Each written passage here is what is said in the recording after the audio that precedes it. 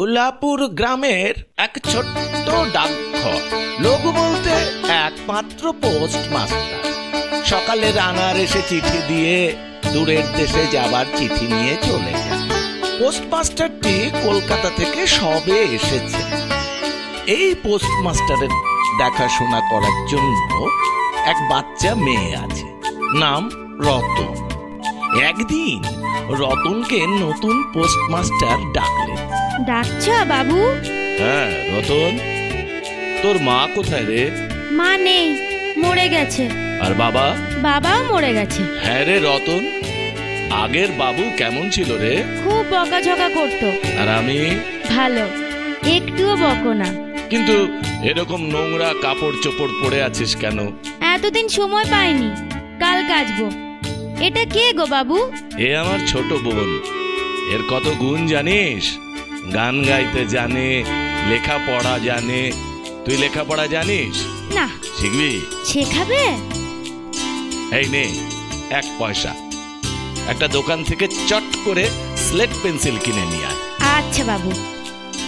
এরপর প্রত্যহ নিয়ম করে সকাল সন্ধে রতন লেখাপড়া শুরু করলো।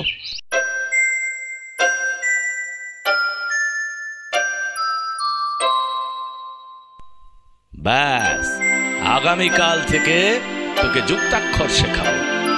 কিন্তু সেই দিন রাত্রেই ঘটলো এক বিপর্যয়।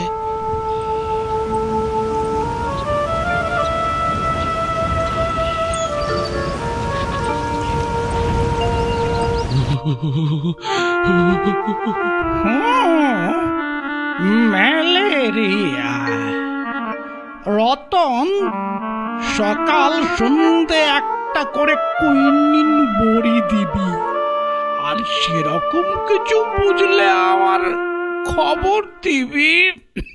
এরপর রতনের অনেক যত্নে নতুন পোস্টমাস্টার বাবুটি সুস্থ হয়ে উঠেছেন। একদিনই তিনি রতনকে বললেন, রতন, কালই আমি চলে যাচ্ছি। কোথায় যাচ্ছ দাদা বাবু? বাড়ি যাচ্ছি। আবার কবে আসবে?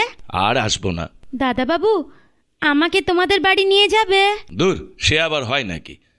কাল আমার জায়গায় নতুন পোস্টমাস্টার আসবে।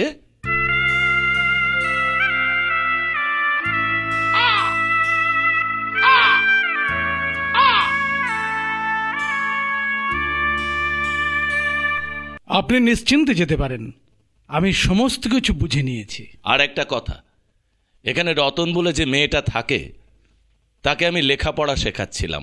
যুক্তাক্ষরটা বাকি আছে, পারলে শেখাবেন। আচ্ছা চলি।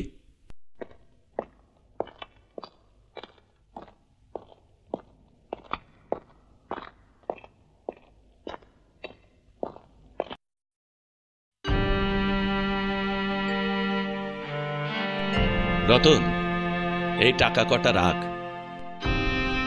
রতন, হ্যাঁ রতন, এই টাকাটা রাখ, এতে তোর দিন কয়েক চলে যাবে। দাদা বাবু, তোমার দুটি পায়ে পড়ি, আমার জন্য তোমাকে আর কিচ্ছু চিন্তা করতে হবে না। আমি চলি গো দাদা বাবু। রতন চলে গেল। পোস্টমাস্টার বাবুটিও তার যাত্রা পথের দিকে কিছুক্ষণ তাকিয়ে থেকে নদীর দিকে এগোতে থাকলো।